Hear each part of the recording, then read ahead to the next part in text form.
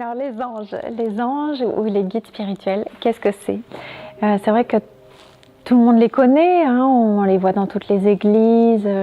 Les anges, c'est quelque chose qu'on connaît, et pourtant les gens ne savent pas qu'ils ont tous des anges et qu'ils ont tous des guides spirituels à leur disposition. Des guides spirituels qui chaque jour, chaque nuit, leur insufflent des idées, de la motivation, de l'espoir aussi quand il n'y a plus d'espoir.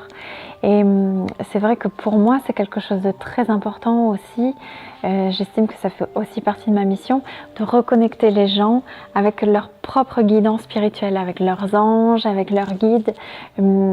Parce que je pense qu'aujourd'hui, chacun doit reprendre son propre pouvoir, non plus à aller voir des gens pour obtenir des messages, mais pouvoir nous-mêmes obtenir nos propres messages, sans passer par personne, ou peut-être juste le temps de l'apprentissage.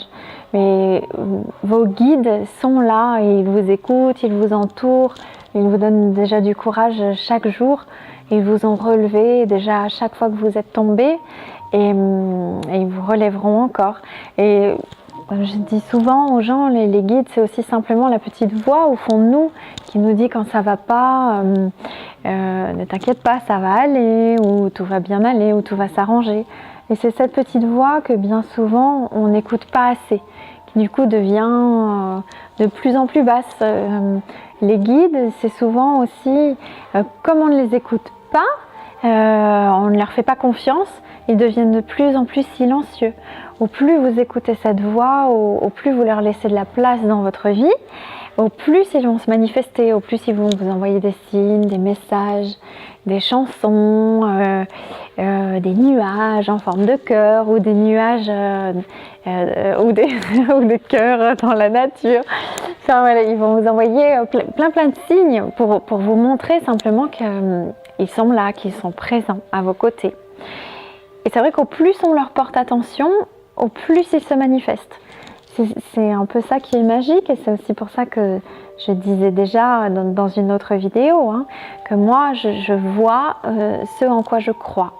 Et donc effectivement, c'est bien de croire à beaucoup de choses, ou d'être même illimité dans ses croyances, de se laisser surprendre à chaque instant, parce que vos guides et le divin peut vous surprendre à chaque instant. Il peut intervenir dans votre vie de toutes les manières possibles et imaginables. En fait, nous n'avons aucune prise sur notre vie. Nous ne savons pas ce qui va nous arriver, parce que le plan divin dépasse de loin tout ce que nous pourrions imaginer.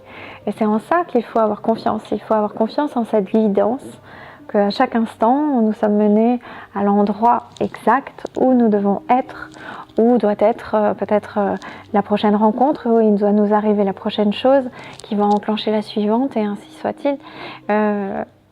Tout est organisé divinement.